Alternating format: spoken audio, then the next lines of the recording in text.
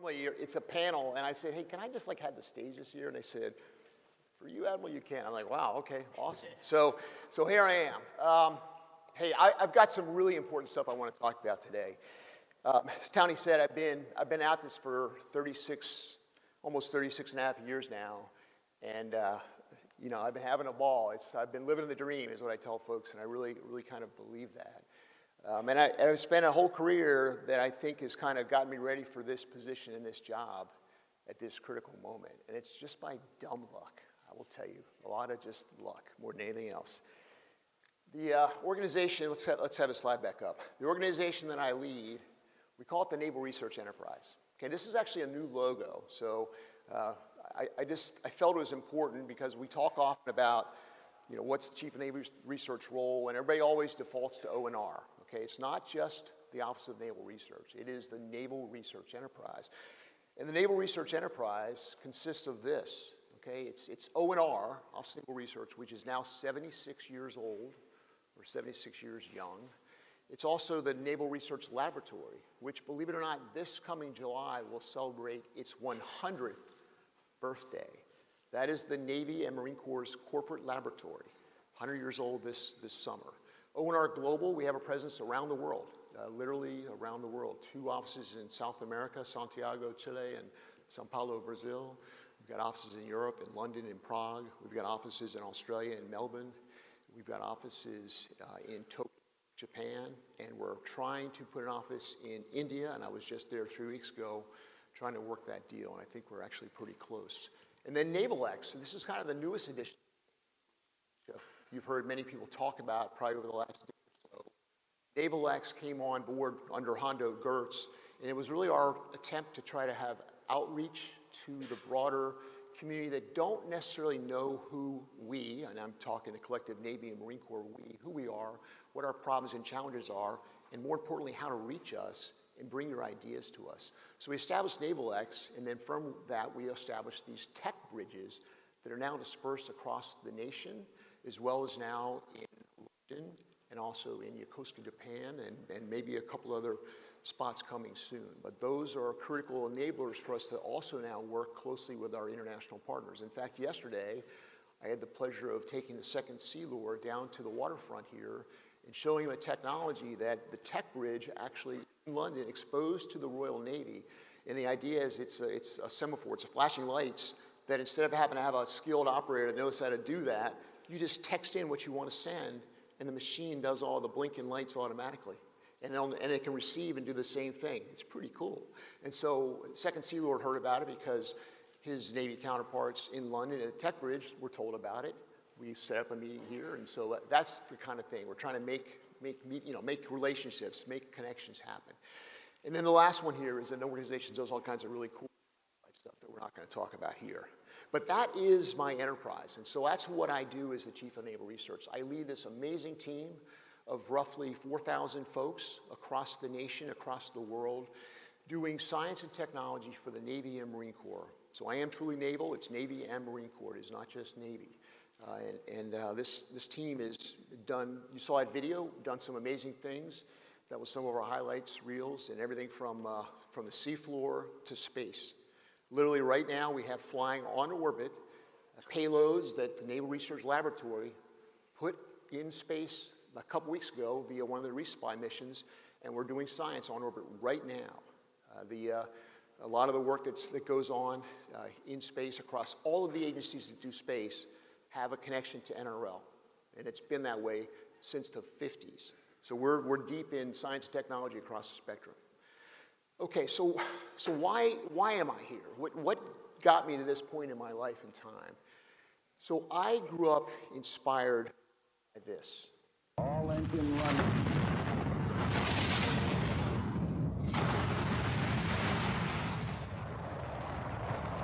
So I born in '63, and so as a young kid, grew up really just enthralled by watching rockets take off and this vision of going to the moon. And I still remember building the lunar module model with my dad, and I had that thing proudly hanging from my ceiling, along with the stars that we put on the ceiling. I had it all because I wanted to be an astronaut so bad I could taste it. And at that point in time, you had to be a pilot. Fortunately, somewhere in, probably because I studied too hard, probably somewhere in freshman year, couldn't see the board anymore. So I started moving up near the front row, and then I realized that wasn't working until I ended up getting glasses. So anyway, back then, there were no real mission specialists, so it was kind of the pilot thing or out. There was no PRK, no LASIK, none of those corrective surgeries were available. And so I kind of was like, wow, I'm in search of a new mission. What am I going to do now? Well, I fortuitously met a friend's father in high school on a boomer. He was he got out as an LT, so he served for 5 years. But he told me these stories about submarines, and I was just enthralled. And I started reading about submarines. In fact, I remember there's a National Geographic book called Men, Ships, and the Sea. And in that book, there were these pictures of nuclear submarines. There was pictures of the West, but there was also nuclear submarines. And I remember staring at those pictures for hours, dreaming about what it would be like to be a submariner. And so as probably a junior in high school, I could tell you right then and there that I wanted to command a nuclear submarine, and I wanted to do it in the Pacific. Now, my wife, when I asked my kids when they were the same age, I said, what do you want to do when you grow up? And they said, Dad, I have no idea. And then she would say to them, your dad is weird. No one knows when you're a junior what they want to do with the rest of their life. So I'm like, okay, got it. So, but I knew, and that was my dream, and I latched onto that, and that's what kind of got me where I am. I truly believe that we need something today that will once again inspire a nation. A whole cadre of young kids to aspire to something like this. Now, I don't know if you've seen the news today. We just announced Artemis II crew, 4 astronauts, 2 of which are naval aviators. Wait, what's up with these naval aviators? So 2 of which are naval aviators. 1 Canadian. Any of my Canadian friends in here? Yeah. So hey, Jason. So 1 Canadian is on that crew. I was number 2, sir. Well, next time. All right, Jason. So really exciting. Now, maybe that will be it. I don't know. I think there's going to be other things that will inspire a generation as well, but I think that's exciting enough.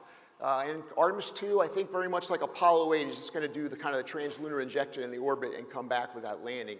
And I think the landing mission will be, I think, at 25. But we're coming close to that again. And clearly, I think working up to the objective of being Mars one day, which is pretty darn exciting. So I quickly vectored to this guy when I learned about submarines. And while I didn't know as much about what he did in the 40s and 50s as I know now, I was inspired enough to say I wanted to do that. And so that was the mission I followed. Now, as the former chief engineer of the Navy and now the chief of naval research, I have studied what Admiral Rickover did. And it is absolutely mind-blowing to think that in 46, he had this vision. 47, he's actually put in a position where he could affect the changes necessary. By 52, he had a contract in place to build a nuclear submarine. By 54, Mamie Eisenhower is christening a submarine in Groton, Connecticut that goes down the ways, USS Nautilus, into the water.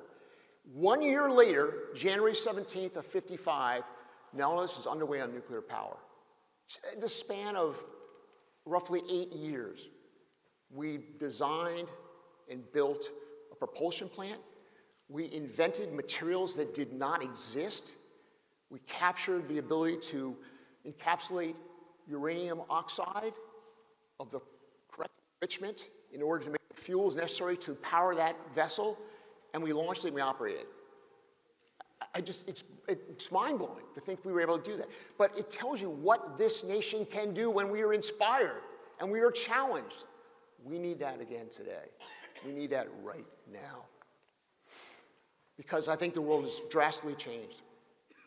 These are just 3 things that I think about when I think about the challenges that we faced. Climate is one that I think we're all starting to see this. It's pretty clear to me that the weather patterns are changing. We're seeing both excessive rain in some areas, droughts in others. It is shifting. It's going to shift migratory patterns of animals, food production patterns. It is going to result in massive human migration. it is going to result in that. That is something we've got to contend with. We've got to find ways to counter this. We have to get after this. Conflict. Look what's happening right now in Ukraine. Look what's happening in the Western Pacific with the challenges we're seeing. And then, of course, the last one, it says compute, but it's really talking about technology in general. Think about all of the advancements in technology. There are some people who will tell you that in the next 5 years, we will invent more than has been invented in the last 100 years, okay? Who knows about power law and doubling phenomena? So if I give you, I'm going to give you a deal. So you can either take $1 million, or you can take the value of doubling a penny every day for 30 days. What do you want? Who says $1 million? Okay, good. Okay, said the penny. So if you took the penny and doubled every day for 30 days, you'll have roughly 5.3 or so million. That's over $5 million. Okay, that's the power of doubling. That is the power of Moore's law. Okay, that's just an example of what Moore's law has done to computing. Okay, and it's still going on. I mean, it is absolutely mind-blowing what we're seeing in technological change and advancement. Also, I contend that because of COVID, for the 2 or so years that we were sequestered in our homes, a lot of research that had been done in the years prior to that, a lot of the papers had not gotten fully written and completed. Well, you're going to see a plethora of publications that are going to start happening, and it's about now that they're going to start coming out. People were home; they were catching up on their research, writing their publications, writing their papers. That stuff's all going to start getting published. When that starts coming out, those ideas will climb on with other ideas, which will climb on with other ideas, and that will result in innovation. And all kinds of amazing things will come from that. And they're already happening. Who's heard of ChatGPT? Okay? Love it or hate it, okay? Generative Pre-trained Transformers, GPT. This is transformational, folks. Stand by. There is more coming. And you've already seen the progression of GPT 3.5 to 4 in about 6 months. 4 to 5 is probably going to be, it could be tomorrow for all I know. It's coming really fast. But this is what's going on in the world. You got a changing world. Whoa. All right, I'm not going to do that. So why do I care as a naval officer? So you've seen this. You've seen many a CNO talk about this slide, many a senior leader. So there's a couple things on this slide I want to point out. So first of all of your goods and services that you buy, not all, but the majority of those goods and services flow across those maritime sea lanes, okay? Now let's just start there in North America. So you got the Panama Canal down there. Let's go over to the right. You got the GI-UK Strait. You got the Straits of Gibraltar. You got the Suez Canal. You got the Bab el-Mandeb. You got the Straits of Malacca. You got Lombok Strait. You got Shima Strait, La Perouse. You got straits everywhere, okay? We care about that because we believe that the free flow of commerce across the high seas is a fundamental right of nations and of people within those nations. Those lines that you see, well, guess what? Your email traffic, your banking transactions crisscross those lines. And just because you're in North America sending something to somewhere else in North America doesn't mean it doesn't circumnavigate the globe, going on the path of least resistance to go from me to you. Those lines, we depend upon freedom of access and freedom of transport of those ones and zeros, those electrons across those lines, or really light across the fiber. We do not want that disrupted. I'm here to tell you that the world is at a place today where that is being threatened and people have malign intent. These are some of the players that have that malign intent against you and I and the free commerce that we have grown to depend upon and the world order that we have grown to live with since 1945. And for the first time in my life, it is truly threatened at a scale that I think we need to take action. And we need to take action now.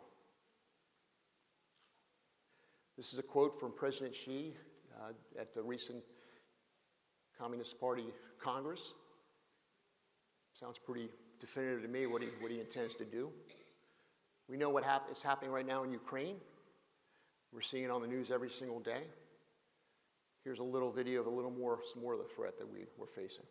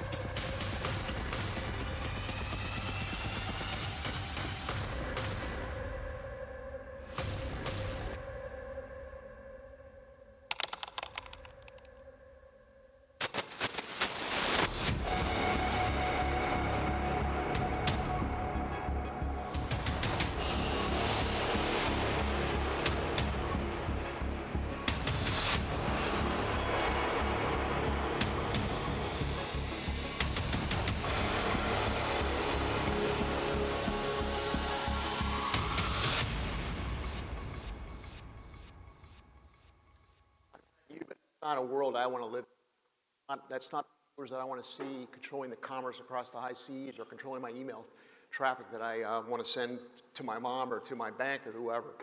I want to have free access to that. I don't want these forces that are trying to threaten that. So we need to stand tall. We need to come together, not just as a nation, but as a globe. Those who believe in good order and discipline, rules-based order, we've got to come together. And as a scientist, leader of science technology for the Navy and Marine Corps, my role is to work at that at the science and technology level. And that's why many of the trips I take across the globe are really based upon trying to establish that trust at a scientist-to-scientist level in a laboratory. Even before mill-to-mill, I think it's important to have that kind of, civilian-to-civilian at a scientist level interactions, developing technologies together, with common purpose, with noble intent of trying to do things to hopefully deter conflict, because nobody wants the conflict, hopefully to deter the conflict, but if God forbid it happens, to ensure that we are on the right side of that equation, if it does happen. So part of my strategy, working with the Secretary, is I need to help him develop a longer-term S&T strategy for the Navy and Marine Corps. So in December, I gave the Secretary what is really the first draft of a S&T strategy.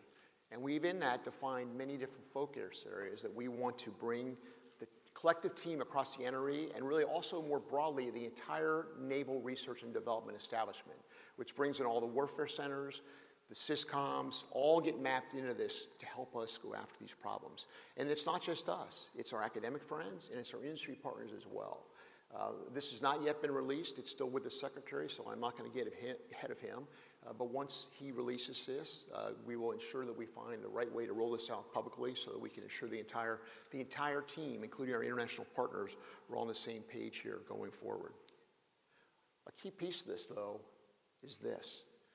If you saw the service secretaries yesterday speak, they all spoke to personnel, to people, to talent. Okay? We all are talking about this across the globe. Okay? We're recognizing that those problems that I've described are incredibly complex, and it's going to take teams of incredibly talented human beings working hard together to go after them. You can't just have the technology. You got to have the teams, the technology, tie those together to solve the problems. We're going after this with our STEM outreach, so I'm the Naval STEM executive, and so a big part of this is how do we reach into schools? And I'm talking elementary through PhD. So it's K through PhD. That's what I say. It's K through PhD. We've got to reach out. We've got to inspire kids to want to do STEM type activities. And again, I'm not trying to convince a kid who's got propensity for doing English or something else to become a chemist. That's not what I'm trying to do. But for those kids who have that innate desire or insight or interest in it, I don't want to lose them because they don't see someone that looks like them doing it at a more senior level. That's oftentimes what I hear from kids that leave the STEM field, even though they started heavy in STEM. They'll tell you, look, I didn't see a woman, or I didn't see someone that was black or somebody that was Hispanic doing that kind of a job, and so I didn't think there was a path for me. That is so sad. That's criminal. We got to fix that. This is a full team sport, folks. We need everybody on the playing field to help us with this. So STEM is critically important. I don't know if you were here Sunday. So the Navy League every year has helped us with this STEM event. And we had HII also as a big sponsor for this, but ONR was a big part of this as well. We had 3,500 kids sign up for the STEM event on Sunday. And I was here. I think they were all in that ballroom over by the central area. It was amazing. The energy in that room. We had volunteers from across the Navy and Marine Corps team here helping with different booths. We had the HII team here. We had a bunch of other companies here as well. That's the stuff we need to be doing across the entire nation and really across the globe with our friends and partners and allies. We've got to inspire this generation to want to pick up the mantle and either go to the moon or combat climate change or take on one of those big challenges that we've got, because we've got plenty of them. Part of those teams are going to fill out what I call the triad. Okay, there's a triad, and it involves academia, industry, and the government labs. Academia is where we do a lot of the basic research. And so I, as the champion of science technology for the Navy and Marine Corps, have a fairly substantial budget that I provide in the form of grants to colleges and universities, not just across the US, but across the globe. And that is to do basic science, study some basic phenomenology that a scientist thinks might have some potential use and application. My team, across the Naval Research Establishment, they're the ones who kind of determine, is there naval relevance to what they're doing or not? Sometimes when it's really early, it's hard to really tell. And so a lot of this, I really depend upon my scientists on my team to use their expertise and their insights to decide what they invest in. Sometimes I'll get the question from, usually it's new folks in the building that come in and they want to know, well, Lauren, how have you changed your budget in response to the latest, NDS or CNO's guidance or whatever? And I will just very gently say, well, actually, sir, the CNO's guidance or the National Defense Strategy is actually based on the stuff that we did 20 and 30 years ago. Because if you look at the stuff that's in those guidances, it's talking about lasers and directed energy and hypersonics and all the stuff that we've been doing for decades. And so in the S&T field, you have to have the long view. And you have to be willing to commit today and keep at it for a few years before you determine whether it's a go, no-go. And if you're constantly flitting between left, right, and center, you're not going to get anywhere. And so I'm oftentimes having to say that, look, I don't try to micromanage what my scientists tell me is what their gut says is the right thing to invest in. Now, after 3 or 4 years of investing in it, I am going to start saying, okay, is there something here or not? And if there's not, then it may be time to let that go. But if there's something there, we want to maybe double down on it. But it's this team of academics, industry, and government labs working together. When it's in balance, it's a beautiful thing, okay? And right now, I think it's a little out of balance. We got to get that back in balance. But this team is staffed by those people that we've got to develop. Because as you all know, there's just not enough talent out there right now. We've got to grow the next generation that's going to do these amazing things. Now, so I've kind of spelled out for you a couple things here. I've talked about kind of the threat. I've talked about the changing world with climate and technology racing ahead and all the geopolitical stresses we've got with Ukraine and expansion in the Western Pacific from China. But I want to talk to you now about broadly 3 technology focus areas that I believe that this nation and I think our partners and allies must double down on. And we need to either become fast movers in those areas, or if we've lost the lead, we need to regain it quickly and then accelerate ahead. And broadly speaking, they're compute, and I'm talking every aspect of compute. So it's everything from computational power, storage, advanced analytics like AI, chips, new chip developments, quantum, gallium nitride. What's coming after that? All right, I'm going to mess this up. Cubic boron nitride. I think that's what it is. So we're working on it. NRL's actually doing stuff in those areas. That's compute. And everything that comes out of compute, like digital engineering, advanced analytics, modeling and simulation, advanced manufacturing, all of that is in the compute bin, as it were. Critically important that we lead and dominate here. We're actually doing okay here. The CHIPS Act is going to be a big help. We need to do a little more, but right now I would tell you, U.S. industry, and it's not the government, industry is doing okay here. We're perilously close, though, to losing the lead if we're not careful. This is a critical functional area. Next one, so compute's one, and it's not in this order, but that's the way I'm going to spell it out. Biotechnology. So it is healthcare, it is pathogens, it's developing vaccines, it's mapping the human genome, understanding brain cognition, the way your brain functions and makes decisions, combating pathogens like some type of toxin that a terrorist group might try to put on us. But but just as important to that, it's this, biomanufacturing, okay? 2 weeks ago, our Office of Secretary of Defense put out the biomanufacturing strategy. It just came out. You can Google it. It's online. This is going to be big, folks. Okay, and this is an area where China actually has a lead. We need to catch up. This is everything from foods, fiber fuel. I mean, you can see the list. It's all kinds of eco-friendly materials. It's sensors. It's sensors that can be embedded in clothing. It's fuels, biofuels. Things inspired by cellular technologies, actually engineering cells to produce things that you can't traditionally produce. This is an incredibly exciting field. I think this is going to be transformative to all aspects of our lives. It'll obviously, in some ways, simplify logistics. It'll actually result in, I think, new supply chains that don't exist today. This is an exciting area. And then finally, none of it happens without power and energy. Okay? So this is everything from how do you generate the power, how do you store it, how you distribute it. It could be new chemistries for batteries. It could be ammonia-based or hydrogen-based economies, have different ways of producing energy, fuel cells. I also, as a submariner and nuclear engineer, I believe this also involves a renaissance in nuclear energy, and it's going to be fission for now. It could be fusion one day, but I still believe it's in sight, but I don't know if that's 10 or 20 years. It depends on how many trillions the world puts into that over the next decade. But it's in sight. But I do believe fission is going to be a huge part of this, and we need a renaissance in fission. I went to MIT a week and a half ago for basically a symposium they were doing, and just got regrounded in all the kind of the regulatory atmosphere, the tax structures, atmosphere. We're actually in a really good place right now. There's been some acts of Congress that have happened over the last couple of years that are making this actually more viable for companies to get back into nuclear, that have left nuclear, to try to maintain nuclear power plants operating. This is an incredibly exciting area in my mind. And you've got to do this in a way that's environmentally friendly. We've got to figure out ways to combat the carbon problem.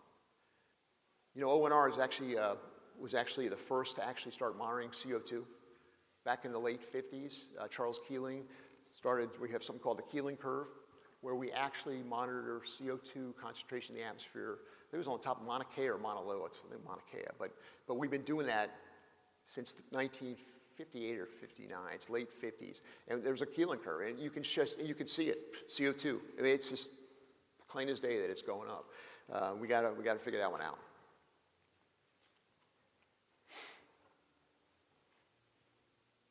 There we go. All right, so now, you've got these technologies we need to get after. We need to lead the world in. We need to be the global competitor in. How do we do that? What are the challenges? Okay, so I often talk about the valley of death, singular, or I sometimes call it the moat of despair. Some of you have heard me say that. So I'm now here to tell you it's really the valleys of death. It's not just one, okay? So the way I like to describe it, so the first valley, you see it says lab to prototype, okay? So again, an idea in a college laboratory or some government laboratory that we think, hey, there's definitely promise in that. It looks like something I could utilize, for a naval or Navy Marine application. To take that to prototype, that's mostly within my wheelhouse. So we actually, I think, can do that okay. Can we speed that up? Yes. But the place I'm limited is to really prototype fully, you really have to kind of be in the domain where you're actually making, so what I can do is I can make what we call an advanced technology demonstration. Now you can be creative with that and you can make it very prototype-ish, but to really fully prototype, you've got to go into kind of money that I don't necessarily have. I've got to work closely with my PEO friends, my OpNav friends, to get that money to go do stuff. We can do that, and we do that okay. Again, I'd like to be able to go faster, but it's not broken. That at least works. The next one, prototype to product. We have ways to do this, and it's the JSIDS process, which you're all familiar with. It's basically working with the building, getting a requirement, getting funding. We know how to do that. The problem is you're now in kind of a time lag because the time it takes to get requirements and do the funding is a 2.5 to 3 year stroke at best, and sometimes 4 to 5. That's clearly on SAT. The last one, product at scale. So when you now have the product, and everybody says, hey, I need 1,000 of those, or I need 100 of those. That's the place where we really don't have that one cracked today. Because unless you go back into the process and you want to palm for a bigger budget to really scale up, there is no real easy way to rapidly go from an idea to a prototype to a full-scale, 100 unmanned things. So Task Force 59 is doing a great job bringing many of you to the table to show us what you've got. The next step is how do we find ways to scale that up, okay? We're working to do that. That's working with Hill and others to figure out ways to do that. That's one we've got to crack the nut on. Part of that is actually disrupting the system, okay? So this is obviously SpaceX.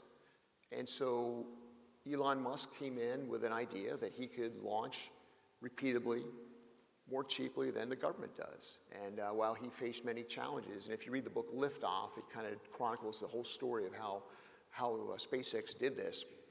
But at the end of the day, he totally disrupted the launch business and brought the cost point of launching payloads into orbit way down.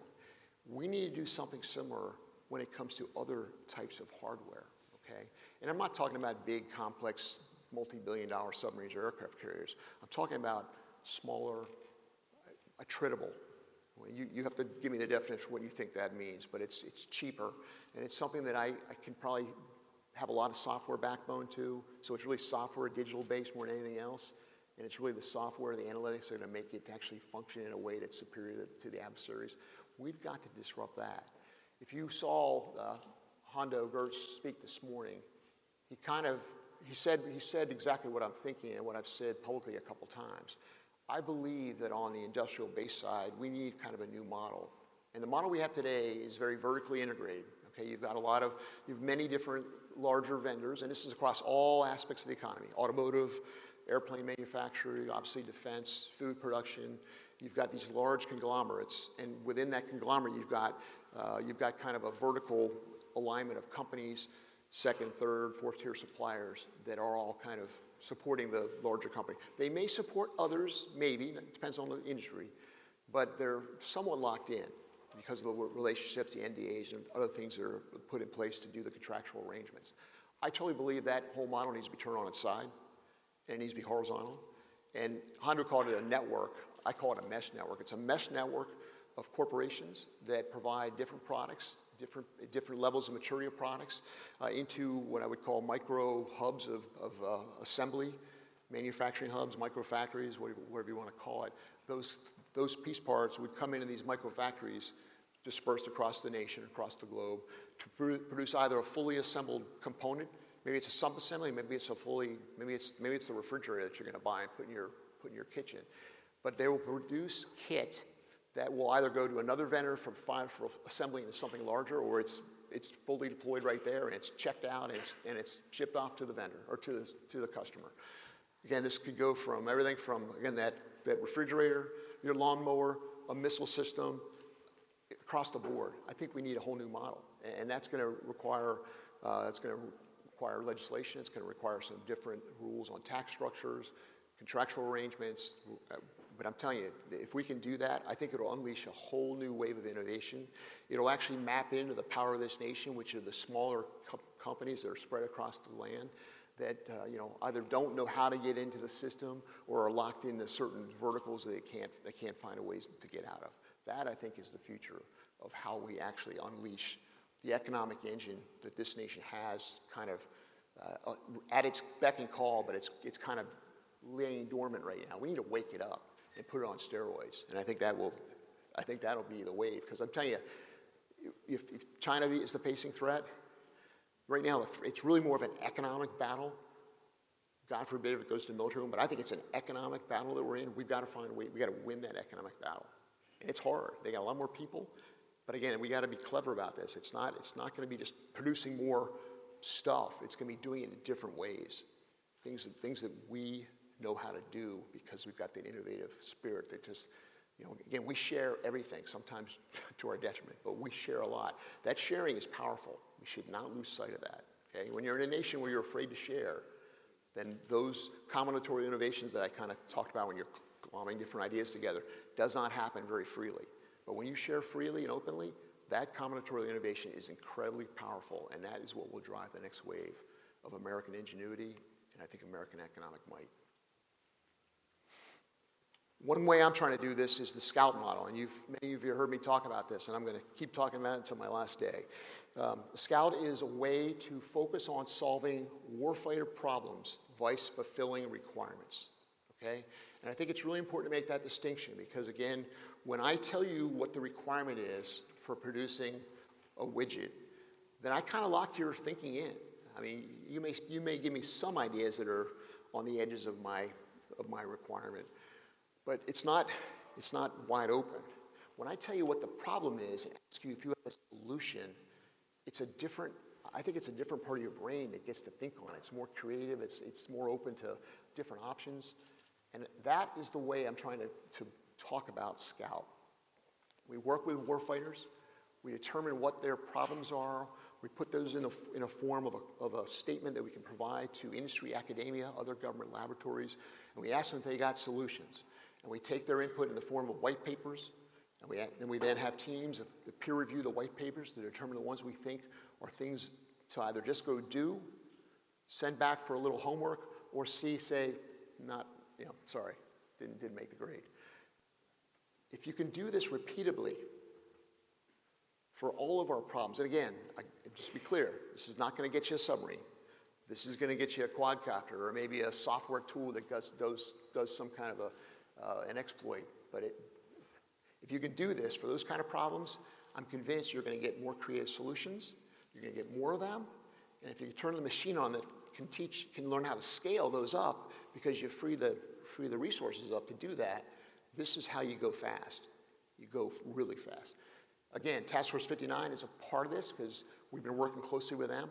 The next step on that is how do you take the things that work and scale up, okay? But this whole thing about starting with the warfighter problem is critically important. And I'm talking about the warfighter. I mean, going to talk to the Marine, the platoon sergeant, what's your problem? How does this work? Have the scientists and engineers there understand it, really get a whiteboard, discuss it back and forth until you really understand the problem. And you can put it in a statement that you can then share with the academics and industry partners and government lab partners. That's what we do. And this is not, you can't just go to the warfighter and say, hey, what's your problem? And they say, oh, here's my problem. No, this is a back and forth. And you've got to sit down, and I've got folks that have been doing this, and they're trained for how to actually ask the deep questions until you really get to the root cause of the problem. And then you put that in a format that others can understand, and then you share it. And then what you need to do next is when you've got those solutions that will work, you've got to do experiments. Do them, at first you want to do them as cheaply as you can. So maybe you do them in a modeling and sim environment. Maybe you just do a desk tabletop somewhere. You go to a lake in Crane, Indiana somewhere where you can do a demonstration and show what it does. But eventually you have to take it to a relevant warfighting environment with a real warfighter, bring them all together, show them what it can do. And for the things that work, you got to be ready to go right to the next step, which is scale. You got to be ready to go right off the bat. Critically important. That's what Scout is. That's what we're doing. We're now pivoting to the Pacific, working with Admiral Paparo and his team. We've come up with 4 problem statements for him. We'll be sharing those. Actually, it's in your flyer right now, but they'll be going out in the form of a commercial solutions opening at some point here to actually get the industry team engaged in helping us solve those problems. I still contend that we need this hedge strategy that you've heard me talk about at other venues. If you haven't, my idea is that much like the interwar period between World War I and World War II, we went into the 20s and 30s thinking that battleships were going to be the preeminent weapon system throughout the entire century. And then on December 8th, we all woke up and realized that that was no longer the case. But fortunately, there have been a cadre of officers in the Navy who have been thinking about a backup plan, a hedge strategy. Part of those folks were submariners, and part of those folks were aviators. And carrier aviation was something that was given enough funding and resources and personnel to develop cadres of officers who understood it, develop some tactics. So when we were brought into World War II on December 7th, we had carrier aviation as a viable option and the submarine force as a viable option. Today, I think we're at the same place. We have exquisite technology. It is valid still, but we need to start thinking about what else do we need? How can we supplement that? And I think that's what I call it the small, the agile, and many. I think it's smaller things that you've got a lot of agility in the way you develop them and change them and modify them, and you can deploy them by the hundreds or thousands, whatever you need. To do that, though, you got to have this. You got to have physical agility. You have to have physical agility. And this is something, there's this PBE commission you guys have heard about, which is out there. There's other panels that are out there talking about ways to gain agility. This is the hard one, folks. We've got to be persistent. We've got to crack this one. Because till we open this up and figure out how to get that agility, we're going to struggle with that scaling piece. Again, on the left, that's what we got. It's phenomenal. It's awesome capability. I was part of the team that took forward on sea trials. I've been a submarine my entire career, so I've been around amazing technology.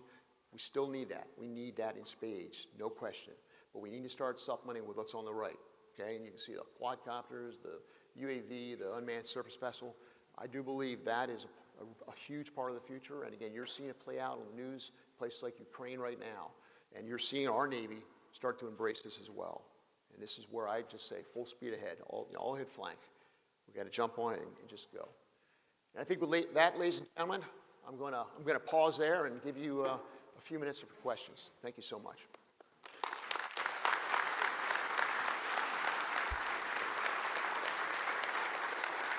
Sir. Hi, Patrick Tucker from Defense One. Thanks for the presentation, Admiral. So on that last point, one of the major themes to come out of Ukraine is the use of asymmetric capabilities and particularly off-the-shelf capabilities to enable a relatively small force, something like overmatch or parity against a larger force. And all the senior leaders I've talked to have said that that's going to be very relevant for the deterrence fight in the Pacific. So specifically, what out of your shop, whether it's a program, whether it's a research area, maybe a school of thought, but one does long for something slightly more specific than that, is going to be the most relevant to that deterrence mission in the South China Sea? So you can see many things even on this slide right here. The bottom left, you're seeing a picture of our laser system. So lasers are going on ships now, okay, and we're continuing to work to develop laser technologies going to higher energies. Higher energy lasers will be critical, because in order to get the ability to take out a rate of contacts, you've got to have higher energy, because you can't have long dwell times on each contact, or else you'll only get one. So that is something we continue to work on. The bottom right, Sea Hunter, Sea Hawk are two unmanned surface vessels. Those are obviously pivotal to, I think, the future vision I just described. These are, I would say, so these are not attritable, because the cost point of these are a little higher. I think ones that are smaller, we've got a whole host of other unmanned systems we're doing that are what I would call attritables, across air, surface, and subsurface. They're a critical component. You can see one of those on the top left is that's a REMA, so that's not one of the ones I'm referring to, but that is an unmanned underwater vehicle. So we've got many things across the spectrum we're working on now. The three pillars I talked about: compute, biotechnology, power and energy. We've got programs in all of those areas that are critical to the existing stuff we have, but also a bridge to the future. As the Marines go expeditionary and go back to the days of taking islands in the Pacific or wherever, they have to have power and energy that's expeditionary. So we're working options in that domain. So there are a host of things across the spectrum that we're working on to support kind of the future vision, the existing, as well as kind of the bridge to the hedge strategy that I'm talking about. Thanks for the question. Yeah. Yes, ma'am. Thank you so much, and thanks for doing this. I'm Brandy Vincent with Defense Scoop. Talk to us a little bit more about your plans to expand the Naval X Tech Centers. Yeah. You mentioned new locations. Can you tell us even one? Nope, can't tell you that. Please? I'm not going to tell you that. How soon will you tell us? But the idea here is that we're really trying to map in as many kind of people who don't know who we are and what our problems are. Okay, so we're trying to bring as many people in as we can. Part of the Tech Bridge and the Naval X contract is how do you develop kind of this mesh network I talked about. So I want to do a mesh network for the corporations that supply kit to you and me in our personal lives as well as our professional lives, but I also want to map in ideas and the flow of kind of information. And part of the Tech Bridge idea is if I've got a presence in London, I've got one in San Diego, and another one in Newport, and they're all kind of in the same ecosystem talking about problems, they're going to be able to say, hey, I got a solution over here. Hey, I saw a company over here that can do that problem, just like we just did for the Second Sea Lord. They had a challenge. I mean, we don't even have a rating anymore that knows how to do the lights, okay? So that's a challenge. So now we've got a way to do this with texting. We all know how to text. Even my mother knows how to text. So I think texting, we got that down. So it's things like that. But I'm not going to give you any more than that. But it's really powerful. It's this ecosystem of just netting people together to flow back and forth, problems, challenges, ideas, and solutions. That's what we're trying to do. Cool, and on the locations that you're choosing, can we expect it to be not maybe cities that are affiliated with or associated with major emerging technologies as it has been, or is it going to be more out of the box? What can we expect? Wow, out of the box. It's always out of the box. Is it? We always try to be out of the box. That's what we're trying to disrupt. Mm-hmm. That's all you're going to get. That's all. Thanks, so. Good try. Good try. All right, yes, sir. Admiral, thank you for the talk. I'm the director of the Human Performance Branch with the Marine Corps in Quantico. We're a big beneficiary of what Code ONR 34 is doing for us. Yeah, absolutely. But we are having a devil of a time. I don't think this is a Marine Corps problem only, but transitioning what, all that work that is done into actual get in the hands of the warfighter. Yeah, Further to the right. That's the second valley of death. It's like, Right, it's like the middle one. We're at the coalface of trying to do what we can to get that. And I know that's a little bit out of the bailiwick in terms of going through our processes for the authorities to operate and so forth. But do you have any ideas to aid in the quickening transition? Well, on the ATO one, I will tell you that in that one, I convinced N26, JT, Jeff Trussard, to give, so he is now pushing the authority for ATOs for S&T related items to me, okay? And we're right now operationalizing that, how we're going to actually do that. But that will allow me, as the Chief of Naval Research, for things that are in the S&T domain, in the Naval Research Enterprise, I will be the one who gets to adjudicate those ATOs. So that will speed that process up some, because it's less, there's not as many wickets to go through, so that will help in that area. The other one, again, this is a huge challenge, right? So we see all kinds of amazing technology all the time. Oftentimes, it's actually in the commercial space that we say, you know what, that'll work to solve a military problem. We need to find ways to become a fast follower of those technologies and map those in. The system we have right now, though, kind of requires you to go back to the beginning of the requirements process, get the POM, and then work your way through the process. Again, right now, I mean, that means you're talking POM 26, really, kind of right now. So that's part of the problem. We can't wait 2.5 years, because between now and then, that technology, Peter Squire, is he working with you? Yeah, the stuff Peter's working on, it's going to change 5 times at least, right? We've got to find a faster way to do business. Look, I haven't solved it, I'll be honest with you, but I think I've exposed everybody to the problem. I've got a lot of people now asking, I think, the right questions, which is good. The next step is really going to be actually now taking some steps to make those things in a repeatable way that you can go fast from kind of, again, lab to prototype to product to scale. We've got to find a repeatable way to do that. And it's not cracked yet. We're starting to be sensitized to this. Next step is to actually, I think, some structural changes, and there's clearly some fiscal agility changes that have to happen to make that actually a reality. That's good to hear, sir. Thanks. Thanks, sir. Yeah. John Zimmerman of Oceaneering. Good to see you. CNO, SecNav have been talking a lot about rearming at sea lately. Your enterprise has done a lot of work over the last 10 years on that problem. Do you see you guys continue to be a force in that solving that problem, or? Yeah, I mean, we've been working this. This is a hard problem. I mean, you guys, you've been at sea, I mean, 2 Bonnies, different force dynamics. It's a challenging problem. So there's been a lot of actually work done on that. So operationally, in my mind, I think it's what we need to be doing is looking for kind of those locations around the planet where we can actually kind of pull into the lee of an island or find some place where we can go and have a tent set up and go resupply and then have the tender move, because if you sit still for more than a day or so, all bets are off. So I think we got to be very expeditionary and agile in the way we think about resupplying our forces. At sea is good, but again, there's a point where, I mean, even if you get in the sea state 2 and 3, it gets really hard.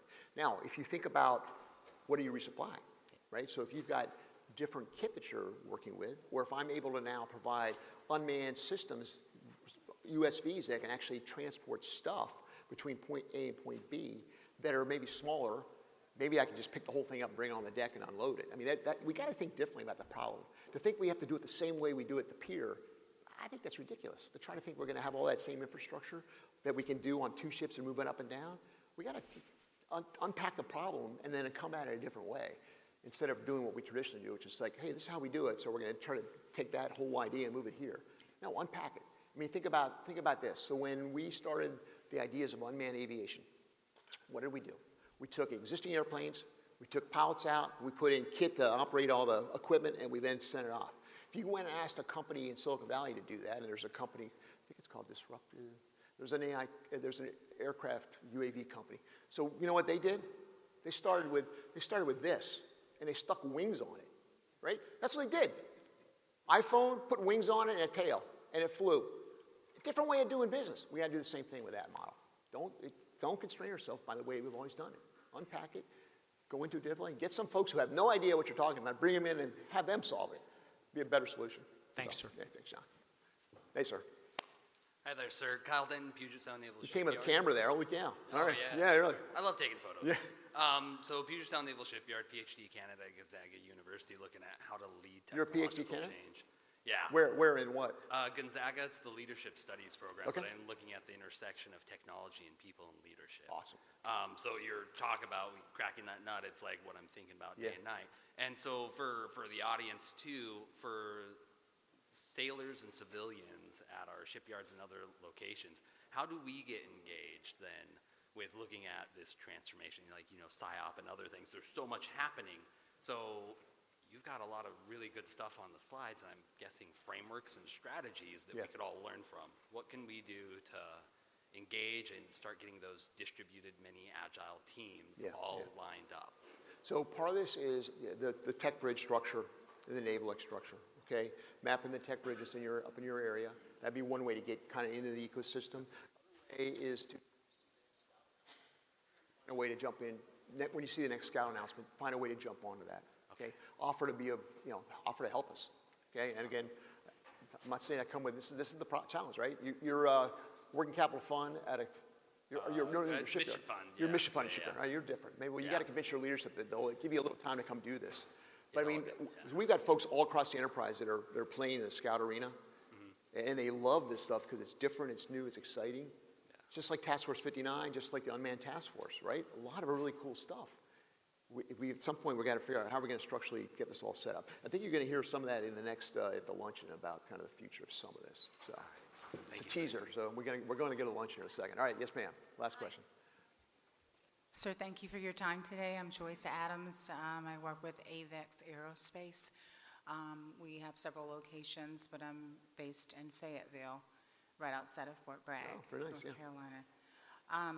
One of my questions is, first, I'd like to ask, is there a POC? We talked about tapping into industry and then how we can help mitigate problems or Yeah, concerns that so you there'll might be a have. commercial solutions opening coming out, be a broader agency announcement, which will come out. You just have to look for that. Okay. But there'll also be, if you follow the ONR Facebook or the LinkedIn stuff, there'll be we'll put a blast out when we actually announce that. So you'll know to go check out the announcements. Okay. So I would do And that. then my last question is you talked about reimagining success. Reimagining success. Reimagining Yes, ma'am. success, excuse me. And my question is that I am on a board of trustees for HBCU, Yep. and you talked about how you'd like to involve that particular in the process. And so, So we is need to there a connect you with POC Tony for that Smith. as well? So Kyle, okay, look in the back here. That guy with his hand up, Commander McDaniel. Okay, great. We're going to connect you with Tony Smith.